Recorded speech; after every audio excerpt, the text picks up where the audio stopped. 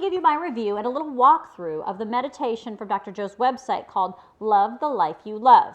Now, this is probably one of my favorite. I would say top 3, 5, I don't know. I haven't really rated them, but I love this meditation. It's a fairly short meditation. It's only about 30 minutes long, and it's great first thing in the morning, or maybe if you need a refresher in the afternoon. There's some of the heart coherence meditations that he has that there's sometimes in my life I kind of feeling down, and it's really hard for me to kind of get in and open up my heart, because he's kind of asking you to love your life, and I'm like, well, there's something bad going on in my life right now. How can I love my life? That kind of sucks, you just kind of get in those funks sometimes, and so this one doesn't really focus on what's going on in your life now. It's focusing on loving your life and looking to the future. So at the beginning of a lot of his meditations, he kind of gives you like a little talk through about the meditation, why he did it, or different things like that. And so he kind of talks about how love is what bonds us and unites everything in the universe. If you've ever connected with Source, you know that that love is so powerful and so strong, and that is what connects and unites us all. And so he's trying to have you strengthen that so you can connect. And he also wants you to fall in love with a future reality before that experience actually happens. And if you've ever heard Dr. Joe's work, he talks so much about you need to feel the experience like it's already happened. And you need to fall in love with life and fall in love with that experience and have that emotion so you can feel it before it happens, so then it can happen. So to kind of walk through it for you, he starts off with the breath. Some of you may not like the breath, but the reason he does the breath is he's trying to get all that energy, that pent-up energy down from these lower centers. He says it's creative energy, so you could call it creative energy because you do have creative energy down there, and pull it up to your mind. He calls it pulling the mind out of the body.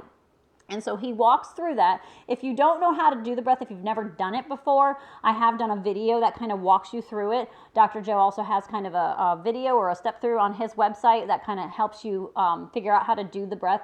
But he steps you through it. In there, it's just breathing, pulling up air from your perineum all the way up to the top of your head and holding it. So he does the breath for about 6 minutes. I don't remember, 4, 5, 6 times he does the breath. It's a really good one. He has you breathe out, so I really like it's intense. And it really kind of gets those brain waves going and shuts off everything else in your mind, so it really gets you right away into the meditation. He doesn't go through this long body parts thing or getting into the blackness. It just kind of does the breath and gets right in the meditation. So that's another reason I kind of like this one. It's just like he gets in there, gets it done, and you feel great afterwards. So after that, he just kind of has you relax your body, and he does have you become aware of nothing. He doesn't spend a very long time doing that. You do kind of need to do the becoming aware of nothing in order to kind of tune into things out in your field and bring things to you. So then he has you love the life you love, and then he wants you to find the love in your heart. And then he does, if you've ever done this before in some of his other meditations, he has you breathe into your heart. And I do really enjoy that, because sometimes when I can't seem to open up my heart or feel love in my heart, the breath into the heart is really good at opening up the heart. Now, I also talk about this in my breath video. It's a deep breath in, and he goes relaxing, and he has you do it real slow, but you imagine it going into your heart, into your chest, and he wants you to hold it. And then he wants you to breathe out, relaxing out of your chest. And so you're going to be doing that into your heart several times. And it's important that you slow down your breath, because it's there's something about only breathing 5 times a minute or 6 times a minute or something that really kind of calms your body and slows your brain down. And that's probably another reason he kind of has you do that, is just to kind of relax your whole body and slow yourself down. But it really helps you kind of open up your heart, because the next part he does is he goes through several emotions that you would normally feel in your heart. And what I like about this is oftentimes when he wants you to tune into emotions, he wants you to tune into an emotion. He wants you to find it and pull it to you and different things like that. And some people I know kind of struggle with finding that emotion out there in the field. Where is it? I can't feel it. What's going on? So this one, he just wants you to feel it in your heart. And it's actually very easy to do it. The first time I did this meditation, I fell in love with it. And what was interesting is as he went through the different emotions, some were very easy for me to just kind of feel that emotion, and other ones I'm like, oh, I can't quite feel that one. So it kind of was like a key to me, okay, maybe you need to work on that emotion a little bit more. Maybe you need to work on bringing that out more. Maybe you need to let go of something to let that be stronger in your life. So let me walk you through the few emotions that he does.